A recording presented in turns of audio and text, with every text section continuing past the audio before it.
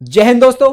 आज मैं विनोद इस भारत देश की वर्तमान परिस्थितियों को लेकर आज आपके सामने दोस्तों जो इस एसएससी ने फैला दिए दोस्तों इस एडुकेटी संस्था को लाके, जो कि एक ऐसी अविश्वसनीय संस्था है जिसने अब तक बहुत सारे पेपरों में धांधली करवाई है, पेपर लीक कराए और इस बड़े एग्जाम को एसएससी को दोस्तों इसको हैंडओवर कर दिया है, जिसमें दोस्तों हर प्रकार से स्टूडेंट्स के अंदर भय बैठा हुआ है कि हमारा एग्जाम कैसा होगा, समय पे होगा कि नहीं होगा, हमको मार्क्स अच्छे मिलेंगे कि नहीं मिलेंगे, वहां पे माहौल कैसा रहेगा, हमको क्या वो एनवायरमेंट मिल पाएगा जो हम चाहते हैं एग्जाम देते समय। इसका पर्दाफाश फेज 13 में हो चुका है कि फेज 13 में जो इसका फेलियर रहा है, जिसमें माउस सही से काम नहीं कर रहे, सेंटर ऐसी जगह डाल दिए हैं जहां पे बच्चा अच्छी तरह से एग्जाम दे नहीं सकता। इसी से ही पता चल गया है कि जो बड़ा एग्जाम सीजीएल, सीएचएसएल, एमटीएस आने वाले दोस्तों, इनमें ये क्या का हाल करेगा स्टूडेंट्स का। इसीलिए इस बात को लेके 31 जुलाई को पूरे देश से दोस्तों सभी बड़े बड़े शिक्षक 31 जुलाई को डीओपीटी के सामने अपनी दरख्वास्त लेके गए कि हां, हमारी बात सुनिए और इस एसएससी आप सुधार करिए। आपने चंद पैसों की बचत के लिए इस संस्था को दे दिया, जिसका ना अपना कोई सिस्टम अच्छा है, जिसकी टेक्निकल प्रॉब्लम्स इतनी है कि बच्चे को माउस काम नहीं कर रहा है, एग्जाम अच्छे से दे नहीं पा रहा है, इस संस्था को लाके खड़ा कर दिया। और तुमने क्या किया 31 जुलाई को? इन गुरुओं को जबरदस्ती बस में भर के जेल में डाल दिया। क्या तुमको यही सभ्यता आई थी? वो कोई अपराधी थे गुरु? वो केवल अपने स्टूडेंट्स का रिप्रेजेंटेटिव बन के आए थे कि हां बच्चों, हम तुम्हारे साथ खड़े हैं। क्योंकि बच्चा तो अकेला होता है, अकेला कैसे लड़े? ये गुरु ही तो होता, उसको राह दिखाता। अब देखो, इन बात को समझो, कैसे समझोगे आप? गुरु गुरु की महिमा कबीर जी ने गुरु को भगवान से भी बताया। क्यों बताया पता है? क्योंकि भगवान से जो मिलाता है वो गुरु है। इसलिए उन्होंने कहा था, गुरु गोविंद तो दो खड़े, काके लागू पाए, बलिहारी गुरु आपने गोविंद दियो बताए। ऐसे गुरुओं को आप ऐसे सम्मान करते हो, बस में भर के जेल में डाल दो। कि यही तुम्हारे अंदर सम्मान है गुरुओं के प्रति? क्या तुम्हारे भी तो गुरु रहे होंगे ना रहेंगे? तो अपने गुरुओं का सम्मान कैसे करते? क्या आपको आता नहीं है? क्या तमीज नहीं है? चीजें बैठ के आराम से भी बातें हो सकती थी। किन परिस्थितियों में गुरु स्टूडेंट्स को कैसे पॉजिटिव रखता है? फर्स्ट क्वाड्रेंट में क्यों रखा मैंने स्टूडेंट्स को? पता क्यों? कि फर्स्ट क्वाड्रेंट में सारी चीजें पॉजिटिव होती है।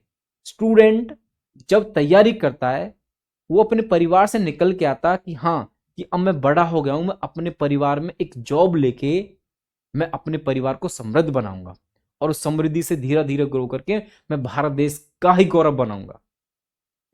और उसके लिए कितनी विषम परिस्थितियों में उसको लड़ना पड़ता स्टूडेंट्स को, क्या आप जानते हैं इस बात को? जेब खर्ची के लिए उसके पास पैसे नहीं होते, पढ़ाई की किताब के लिए उसके पैसे नहीं होते, ना ही वो अच्छी एजुकेशन ले पाता स्कूल में। सरकारी स्कूल से पढ़ के आता। इनकी तैयारी कौन करता है? गरीब बच्चे करते हैं। अमीरों के बच्चे करते हैं क्या? गरीब बच्चे तैयारी करते हैं। जानते हो आप ये बात? तो इसलिए मेरा आप सभी से अनुरोध है, इस संस्था से भी और एसएससी से और गवर्नमेंट से खासकर, कि अपनी इस व्यवस्था को सुधार लीजिए, अभी भी समय है। नहीं तो गुरु तो बैठने वाले हैं नहीं है। ये गोविंद इनके साथ है, इन गुरुओं के साथ एक गोविंद है, जिसको आप कृष्णा बोलते हो ना, देवकी का 8वां पुत्र, ये इनके साथ है। ये इनको हारने ही नहीं देगा। और आपके अंदर ये घमंड है जो इस बात को, हम करोड़पति, हम कुछ भी कर सकते हैं, जब चाहे पेपर लीक कर दें, जब चाहे कैसी संस्था को हम पेपर दे दें, हमारी मर्जी। तुम्हारी मर्जी नहीं चलेगी भाई। यहां भी कुछ है, यहां भी कोई सोया हुआ है जो तुमसे करोड़पति अरबपति से बहुत आगे है बाबूजी। जिस दिन मुलाकात होगी उस दिन बताएंगे कौन करोड़पति, कौन अरबपति, कौन किसने किसको बनाया है। उस दिन सारे हिसाब होंगे, पाई पाई का हिसाब लिया जाएगा तुमसे, एक एक पाई का। मुलाकात तो अंत में तो वहीं जाके मिलना है ना, और हर कर्म का फल दिया जाएगा, और इतनी दूर ले जाके ना हिसाब लिया जाएगा कि एक भी गलती ना 100 डंडे के बराबर रहेगी। इसीलिए समय है, अभी भी सुधर जाइए। या सेकंड क्वाड्रेंट में साइन और कोसेक की चलती है, एसएससी की चलती है ना, जब चाहा जब किसी को भी पिप दे दी। एग्जाम तो देख लेते, क्वेश्चन गलत आ रहे हैं, पता ही नहीं है क्या हो रहा है। समय पे बच्चे पहुंचते हैं, पाते हैं कि पेपर रद्द। क्यों? Technical issue. अरे टेक्निकल इशू सही करा लेते तभी एग्जाम ले लेते। तुम्हारी औकात नहीं तो तुम मना नहीं कर सकते तभी तुम कि हमसे एग्जाम नहीं होगा, हमारे पास ऐसी व्यवस्था नहीं है। तो दोस्तों मैं आप सभी से एक ही अनुरोध करता हूं, और इस वीडियो के लिए इतना अनुरोध करता हूं कि इस वीडियो को सब जगह फैला दो, कि जिससे कि इस भारत देश को पता चले कि इस भारत देश की जो माता जिसको हम बोलते हैं जीरो, मैं भारत, और एक साथ साथ ये चीज बता देता हूं कि ये भारत माता की आवाज है, ना कि केवल गुरुओं की और ना केवल स्टूडेंट्स की। इस भारत देश की माता की आवाज है। जानते हो भारत देश को भारत माता क्यों कहते हैं? ये कोई नेता वगैरह नहीं बता सकता कभी भी, ये केवल ये बता सकता है, गुरु बता सकता केवल एक। पता क्यों कहते हैं? जानना चाहते हो जीरो को माता क्यों बोलते हैं? ध्यान से सुनो, हमारा देश एक गाना बना हुआ है कि जीरो दिया मेरे भारत ने दुनिया को तब गिनती आई, तारों की भाषा भारत ने दुनिया को पहले सिखलाई, देता ना दशमलव भारत तो यूं चांद पे जाना मुश्किल था। इस जीरो को इसीलिए भारत माता कहते हैं। इस आप पूरे जहान में डोला ना, चारों दिशाओं में आपको देवी का 8वां पोते दिखाई देगा, और बीच में भारत माता। इसलिए भारत देश को भारत माता कहते हैं।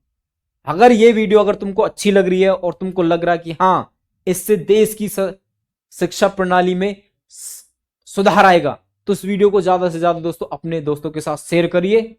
तो आप सभी का बहुत बहुत धन्यवाद, और मैं सभी गुरुओं को नमन करता हूं, राकेश सर, अभिनय सर, पूरी कैरियर टीम, आरडब्ल्यू टीम, इतनी बड़ी बड़े जो टीचर्स ने 31 जुलाई को हमें प्रोटेस्ट किया, उनकी हिम्मत को, और उन्होंने 5-6 घंटे लगातार कुछ बिना खाए पिए पूरी रातें 8-9 बजे उनको छोड़ा गया, उनके लिए दिल से सल्यूट है मेरा।